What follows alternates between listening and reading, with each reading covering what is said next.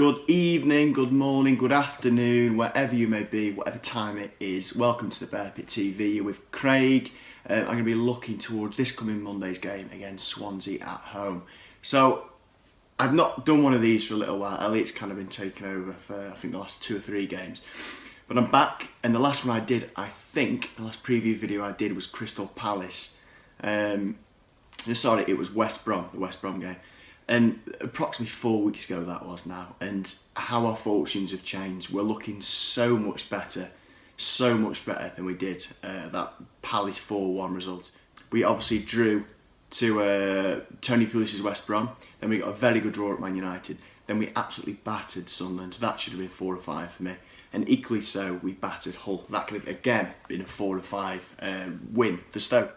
When I look back since that Palace game, I think there's a few factors which stand out for why we've improved. You can look at Indy has really clicked. I don't know why he played Indy at left back a month ago at Palace, but ever since he's gone at centre back, we've looked so much more solid. And there's a nice little knock-on effect. Shawcross has looked a million times better, which is fantastic. Cameron and Whelan. I know Whelan's got a lot, and I mean that he's got quite a lot of doubters in the moment, which I think is very unfair. But since Cameron has come in alongside him, it's really shored up the whole team. Cameron, for me, is in the best spell of his Stoke City career at the moment. I know it's a small spell at that, it's only 4 odd games, but he's playing absolutely fantastic. And he's hitting heights that I really never thought he'd get to. I've always kind of rated him, thought he's a little sloppy passing the ball, but he's looking fantastic at the moment, and our fortunes have really picked up, and I'm obviously over the moon.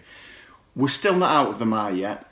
I think we're starting to look up. I think we need another victory or two to really propel us away from the relegation places. Looking at Swansea, they've obviously had a poor start themselves. I mean, from looking at their last 4 games, they drew at Watford. Prior to that, they lost 3 on the bounce. And they've got Bob Bradley in the American, which is quite an unusual thing, having an American manager in the Premier, or well, English football in general. It's very, I was going to say rare, but I don't think it's happened before. It's quite an unusual one. Swans, I mean, they've often been floating generally towards the lower mid sort of realms of the table, and I don't know, this year they're doing the cliche relegation things that teams often do. They're getting rid of the manager very early on in the season. Didn't give them any time. I don't think they should have ever sacked Gary Monk, to be honest with you. They brought in a manager around that's got no experience in the top flight, and that's going to be very interesting to see how that kind of plays out. Looking at Stoke, we have to win this one. I think we need to keep the same team again. I don't think we can chop and change there. Bonnie's getting better. I really think that. I say getting better. I don't really think that he's played that poor since he's come in. I think a few people have obviously, complained that he's not scoring, and I'll hold my hands up as well. Says he needs to score. That's a very obvious, important attribute for a striker. But since he's come in, I feel that his link-up play has brought in Arnie and brought in Shaq, and we've looked so much better for having a decent striker than actually hold the ball. No offence, Jufi, but that just was not you. Your first touch is not the best at all. Bonnie he's so strong. You see him often holding 4 or 5 players off, and it's fantastic. Touched upon him just then, Shaq. Obviously, he was fantastic against Hull. There's no doubt in that. He scored 2 world-class goals, and not just that. He put Arnie in with 2 phenomenal, and I don't say it lightly when you speak about Stoke, but with 2 phenomenal through balls. There was a ball in the second half where he kind of shrugged off a Hull player and launched a ball right into the path of Arnie, and it was absolutely fantastic. When them 2 players click, I truly think we're not a million miles off having a world-class partnership there. It doesn't happen often. They're both players are inconsistent, we know that, but when they do click, we've got a real talented couple of players there that really know each other's game brilliantly. So yeah, it's looking good.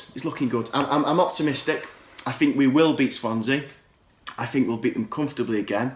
I predicted that we'd easily beat Hull. We did it, so I'm going to go for exactly the same thing. I think we're easily going to beat Swansea because we need to keep with this optimism. I think we're easily going to beat Swansea, and I reckon we will do them 2-0. The only slight thing that you could possibly criticise the team for over the past couple of games was not scoring enough goals. We created so many chances. I can't remember the last time Stoke created so many chances in a game before the Sunderland and Hull game. It was so rare. That was the problem last season. We seemed to have a lot of attacking intent, but we just never would get there. So winning is fantastic, but let's put a few more of these chances away and really chip away at this horrendous goal difference that we kind of accumulated at the start of the season. But yeah, I'm going to go for 2-0 for Stoke. Let us know what you think. Let us know if you enjoyed the video and all the rest of it. Let us know what you think the result would be. Let us know if you make any changes to the team as well. And whilst they're in as well, have you got any people that still feel Hughes should go?